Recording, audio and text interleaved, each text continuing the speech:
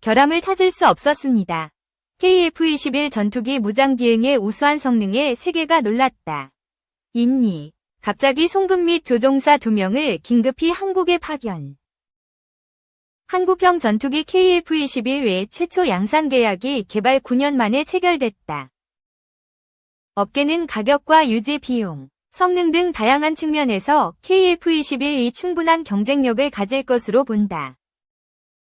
방위사업청은 지난 25일 한국항공우주산업 KAI-과 KF-21 외 최초 양산 계약을 체결했다. 계약 규모는 1조 9,610원으로 2027년 8월까지 총 20대를 생산한다.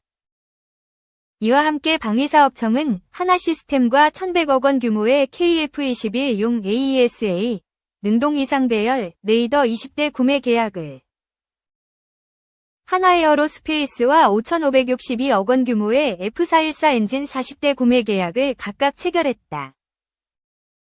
KF-21은 쌍발 엔진 전투기로 기체 하나당 엔진 2개가 탑재된다. 3사의 계약 금액을 합산해 양산 대수로 단순히 나누면 한 대당 가격은 1,300억 원 수준이다. 다만 계약 내용에는 개발 단계 업체 투자금 약 4천억 원과 후속 군수 지원 등이 포함돼 있어 실제 기체만 보면 양산 단가가 대당 1,000억 원 수준까지 낮아지는 것으로 알려졌다. 이는 경쟁 기종과 비교해도 저렴한 편이다. 항공업계 관계자는 코로나19 팬데믹 이후 글로벌 항공 산업 생태계가 무너지면서 전투기 가격이 과거와 비교해 크게 올랐다며. KF-21의 경쟁 기종은 대당 평균 계약 단가가 1,500억 물결표 2,000억 원까지 상승한 상태라고 말했다. KF-21의 또 다른 장점은 낮은 유지 비용이다. 전투기는 성능을 기준으로 세대를 구분하는데 KF-21은 4.5 세대급으로 분류된다. KF-21의 비행시간당 유지비용은 F-16 등 지금도 널리 쓰이는 4세대 기반 전투기와 비슷한 수준으로 알려졌다. 국산화된 부품이 많아 정비가 용이한 것도 장점이다. 현존 최고 수준으로 꼽히는 5세대 스텔스 전투기는 가격뿐 아니라 유지비가 많이 들어 보편적으로 운용하기에 한계가 있다. 이 때문에 미국을 비롯한 여러 국가도 4.5세대 전투기를 주력으로 활용한다.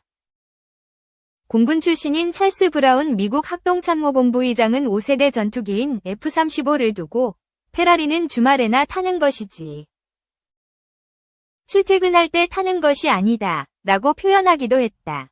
기체 플랫폼의 높은 확장성도 KF-21의 장점이다.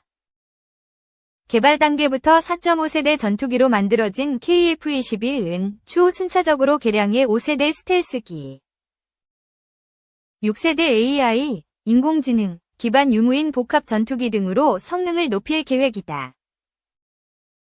현재 경쟁 기종으로 꼽히는 라팔, 유로파이터 등은 4세대 전투기로 설계됐지만 장기간 성능을 개량해 4.5세대까지 올라왔다. 다만 이들 기종은 플랫폼상의 한계로 5세대 이상으로 올라가기는 어렵다.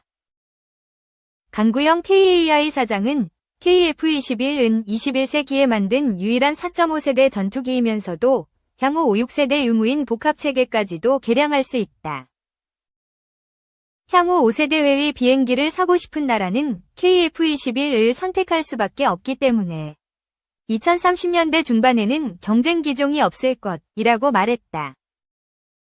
KF-21은 너비 11.2m, 길이 16.9m, 높이 4.7m로 최대 속도는 마하 1.81, 시속 2200km, 항속거리는 2900km다.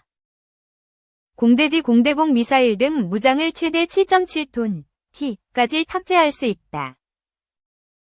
KF-21 사업에는 600여 개의 국내 협력업체가 참여하고 있으며 국산화율 65%를 목표로 개발 중이다. 2. 박승배 칼럼, 차기 정부가 추진해야 할 일. 주러한국군 기지 설치. 차기 정부가 러시아 정부와 협상하여 블라디보스톡에 주러한국군 기지를 설치하기를 바란다. 운용할 무기들은 국산 극초음속 미사일, 국산 합동화력함, 국산 핵잠수함 등이다. 이런 무기들로 무장한 한국군이 블라디보스톡에 있으면 주변국들은 우리나라를 침략할 생각을 하지 못할 것이다. 왜냐하면 원점 타격이 불가능하기 때문이다. 차기 정부는 러시아 정부와 협상 시 낙후된 연해주 지역의 개발을 제한하면 된다. 러시아는 한러 공동의 이익에 도움이 된다면 제3국들이 뭐라고 하건 추진할 것이다. 참고로 2020년 한국에 대한 러시아인들의 호감도는 90%이다. 러시아만큼 우리나라를 좋아해주는 나라는 없다.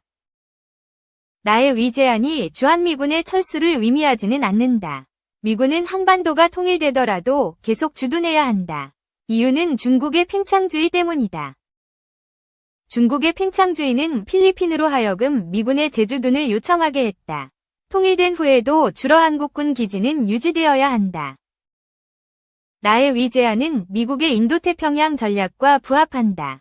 우리나라는 인도태평양 전략을 고리로 미국과 러시아를 화해시키고 두 나라가 공동의 이익을 추구하도록 다리 역할을 해야 한다. 10년 전만 해도 미국은 유일한 초강대국이었다. 그러나 2007년 금융위기 이후 하염없이 쇠락의 길을 걷고 있다. 죽이고 있던 나라들이 미국의 반기를 들기 시작했다. 미국은 그들을 제압할 만한 경제력과 군사력을 더 이상 가지고 있지 않다. 쇠락의 속도는 브릭스의 출현과 더불어 더욱 빨라질 것이다. 러우 전쟁으로 러시아의 위상은 이미 올라갔고 앞으로는 더 올라갈 것이다. 우리나라는 국제사회에서 힘의 이동에 대비해야 한다. 미국을 멀리하라는 얘기가 아니다. 러시아와도 협력하라는 얘기다. 미국과 러시아는 트럼프 집권과 함께 화해하고 협력할 것이 불을 보듯 뻔하다. 노태우 전 대통령이 소련의 차관을 빌려준 것은 신의 한 수였다. 우리나라는 차관을 돈으로 돌려받지 않고 러시아의 군사기술을 전수받았다. 러시아의 군사기술은 현재 K방산의 근간이 되었다. K방산은 앞으로 반도체, 조선과 더불어 효자 사업이 될 것이다. 주로 한국군 기지 설치도 마찬가지로 신의 한 수가 될 것이다. 현재 우리가 노태우 전 대통령을 감사하게 생각하듯이 우리 자손도 블라디보스톡에 주로 한국군 기지를 설치한 대통령을 감사하게 생각할 것이다. 차기 대통령의 외교력이 요구된다. 미국을 설득하는 것이 핵심이다. 한국의 자체 핵무장을 반대하면서 주로 한국군 기지 설치까지 반대하는 것은 지나친 처사이며 우리도 먹고 살아야 한다는 점을 트럼프 정부에 부각시킬 필요가 있다. 반대급부로 미국 무기 구매, 국내 기업의 대미 투자 등을 생각해 볼 수 있다. 한반도에서 안보 위기가 발생할 때마다 국산 극초음속 미사일을 500기 장착한 국산 합동화력함들이 블라디보스톡의 주로 한국군 기지를 들락날락거리는 날이 오기를 손꼽아 기다린다. 3. 이란, 압도적 대응. 이스라엘의 핵 으름장. 2일, 현지 시간, 이란 최고 지도자인 아야톨라 세이드 알리 하메네이가 발언 수위를 높이며 이스라엘과 미국에 경고를 던졌다. 지난달 26일 이스라엘군 IDF, 이 이란을 세 차례 공습한 데 따른 것이다. 가자지구 휴전 협상이 틀어질 수 있다는 전망이 제기된다. 타임스 오브 이스라엘에 따르면 하메네이는 이란 대학생들과 만나 시온주의 정권, 이스라엘, 이든 미국이든 압도적 대응을 받게 될 것이라고 말했다. 구체적인 보복 수위와 시기에 대해선 별다른 언급이 없었다. 하메네이는 지난달 28일 최고국가안보위원회에서 작전 준비를 명령했다. 이라크 영토에서 보복을 감행할 것이란 관측이 나온다. 미국 매체 엑시오스는 미국 대선 전에 공격할 준비를 하고 있다며 이스라엘도 이라크 이란 무장 세력의 공격에 대비하고 있다고 전했다. 이란은 핵무기 카드도 꺼냈다. 하메네이의 외교보좌관인 카말 하라지는 헤즈볼라 선전 매체와 인터뷰하면서 외부 위협이 발생하면 이란은 핵 독트린을 변경하겠다고 오름장을 놨다. 이슬람 율법 해석인 파트와만 바꾸면 된다는 취지다. 2003년 하메네이는 대량살 쌍무기 WMD를 금지하는 파트와를 발표했다. 앞서 이스라엘은 지난달 초에 발생한 이란의 미사일 공격에 대한 보복으로 최근 이란 군사시설에 대규모 공습을 감행했다. 다만 당초 우려와 달리 핵시설 등은 표적으로 삼지 않았다.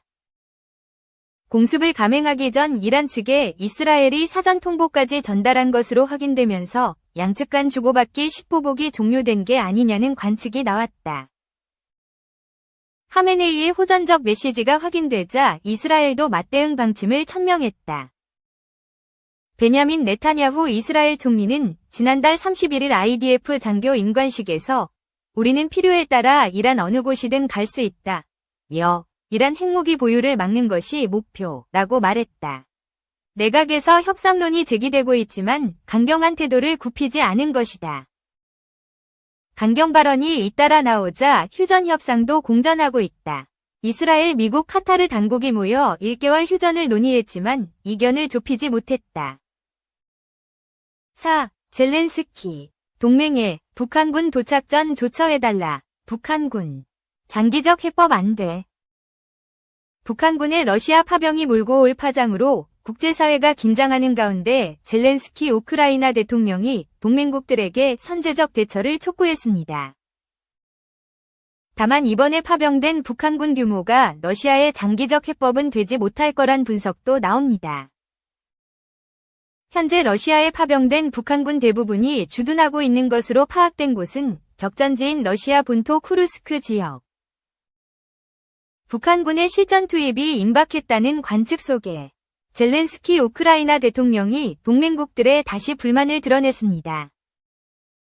텔레그램에 올린 글에서 미국, 영국, 독일 모두 북한군이 우크라이나를 공격하기만을 기다리고 있다고 지적한 겁니다. 북한군이 전장에 도착하기 전 조처가 필요하다며 러시아 내 목표물 타격을 위해 서방산 장거리 무기의 사용을 허가해달라고 촉구했습니다. 다만 북한군 파병의 파급력을 두고 미국 내 평가는 갈립니다. 워싱턴 포스트는 최악의 경우 아시아 태평양 지역을 아우르는 글로벌 분쟁으로 키울 수 있다고 우려의 목소리를 냈지만 미국 싱크탱크 전쟁연구소는 현재 배치된 병력은 러시아의 일주일 사상자 규모에 불과하다는 분석을 내놓기도 했습니다. 러시아의 병력 충원 문제에 장기적인 해결책이 되지는 못한다는 겁니다. 이런 가운데 푸틴 러시아 대통령의 측근인 드미트리 메드베데프 국가안보회의 부의장은 미 대선 후보들의 경고의 메시지를 냈습니다. 메드베데프 부의장은 차기 미국 지도자가 러시아 우크라이나 분쟁에 기름을 끼얹는다면 이는 지옥으로 가는 길이 될 것이라며 이는 정말로 제3차 세계대전으로 가는 길을 열 것이라고 강경한 메시지를 던졌습니다. 전장 투입이 임박한 것으로 알려진 북한군이 우크라이나 전쟁의 향방을 어떤 쪽으로 틀어놓을지 결과가 주목됩니다.